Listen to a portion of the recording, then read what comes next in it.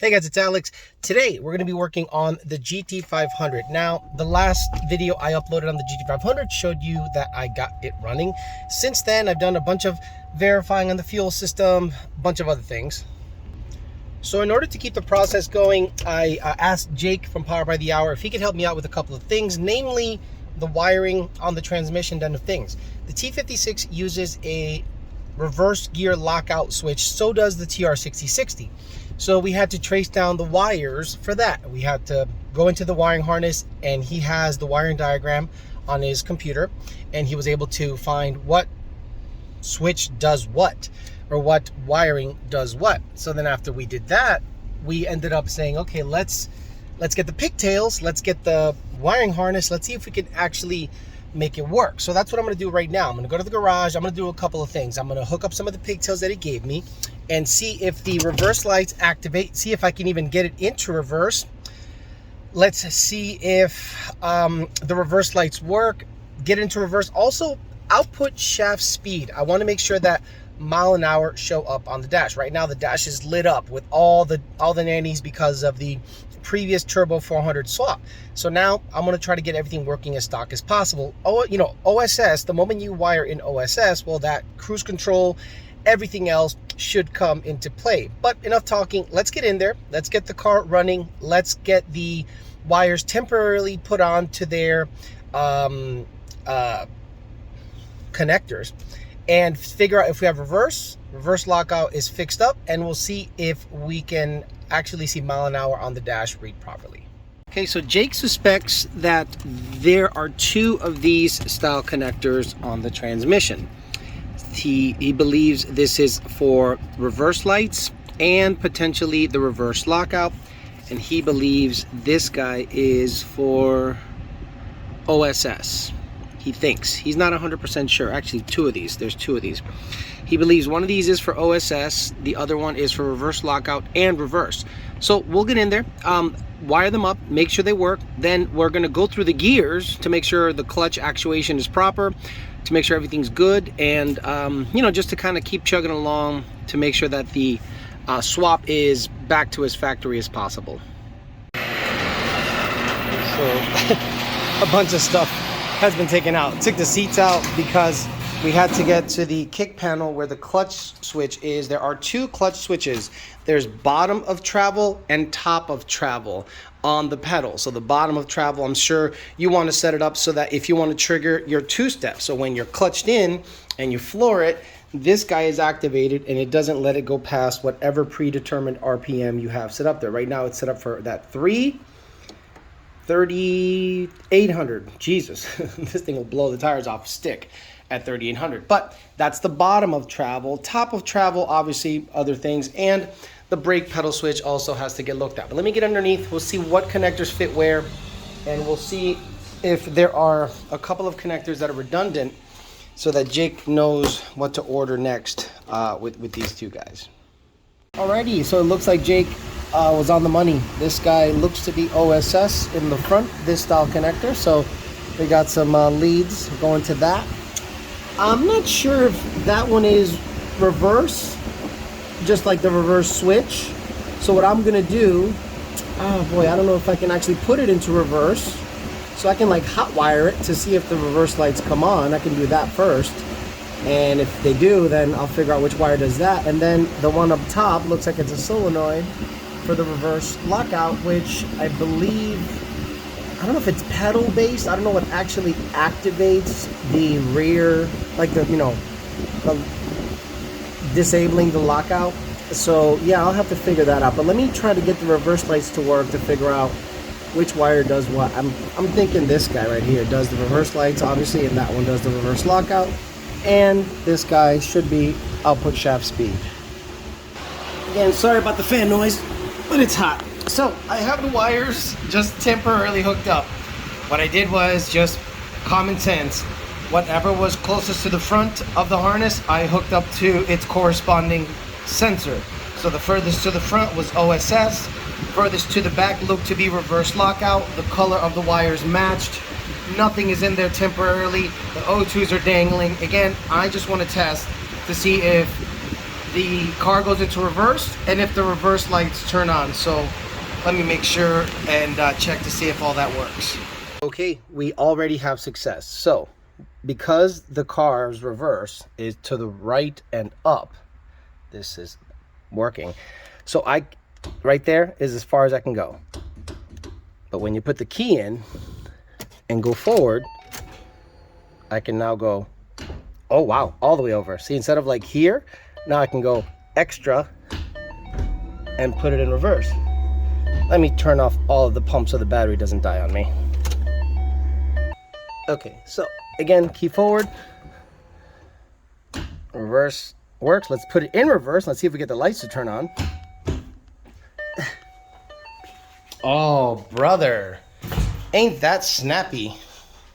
So reverse lockout works. I have one reverse light out, so I'll figure that out another time, but reverse light is working, so I'll figure out the other situation. So reverse lockout works, reverse light works. Now OSS, what I'm gonna have to do is start the car, let it go through the gears, and see if the miles an hour go above 20, because before it wouldn't go above 20 because it had a GPS based mile per hour system before. But what I'm gonna do is I'm gonna hook up the jump box just to make sure it's got plenty of cranking amps, and just go through the gears and see if the miles per hour show a proper display.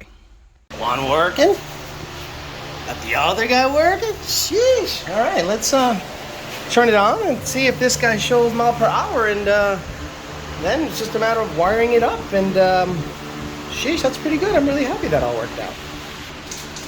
Nobody don't face me, I'm just so fresh, so clean. Sexy, I'm just so fresh, so clean. So fresh and so clean, clean. Okay. All right. Give it a little boosty boost. Just run it real quick.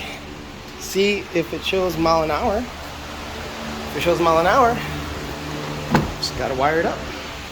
Boy, this is super cholo. I'm on the ground. It's all good. Okay. Clutch doesn't matter. Oh, that's the other thing. The startup.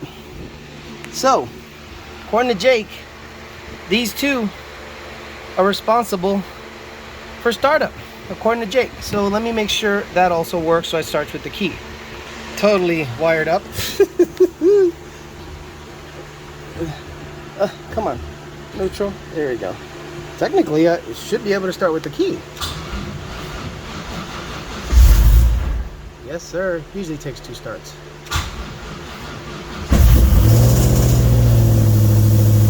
All right. Now the moment of truth.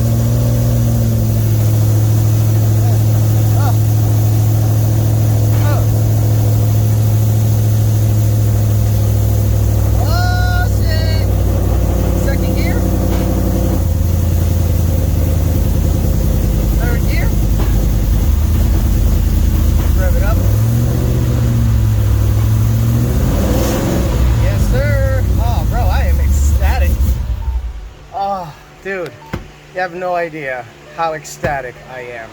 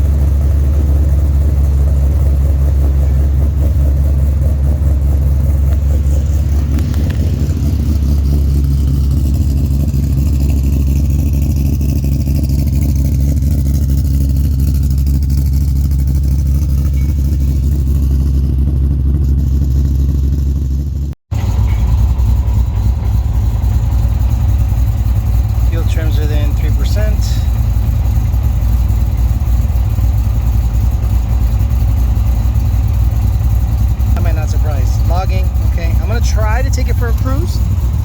Nothing long, just within the complex.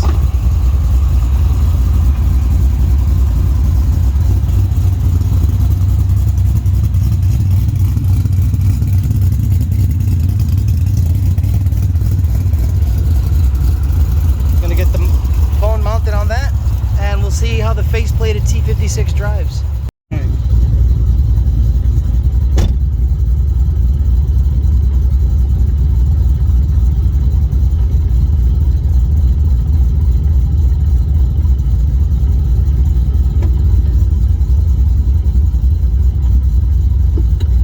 Is an understatement. The seat's not bolted in all the way. Yeah, I don't think you need to see my face.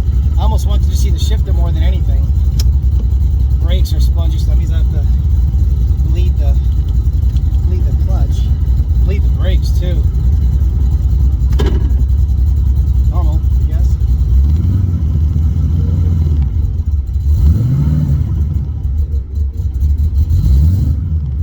Work on that throttle stuff.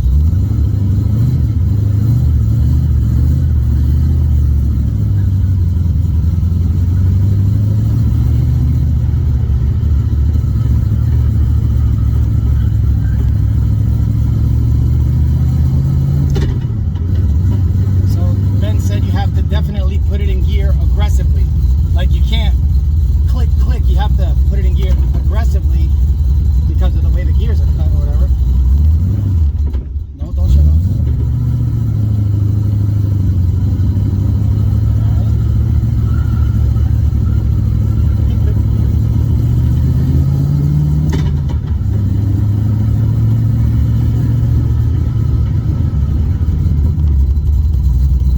Okay, so far so good. Trying to avoid every speed bump I can.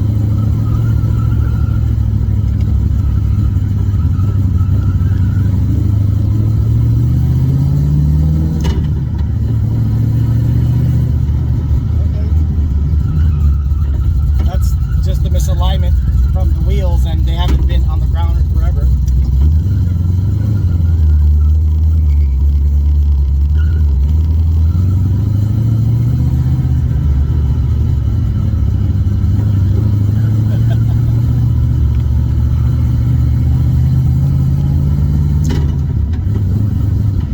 Okay, that's enough.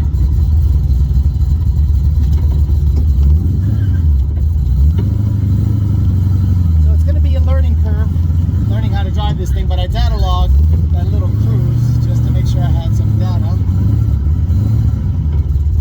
Throttle is touchy, so I have to figure that out, because the Turbo 400 it worked, but with the T56 it does not. But there you go, it goes into all the gears, works. First and second, drive shaft didn't fall out of it. Coolant temp is good. Oil pressure seems to be good.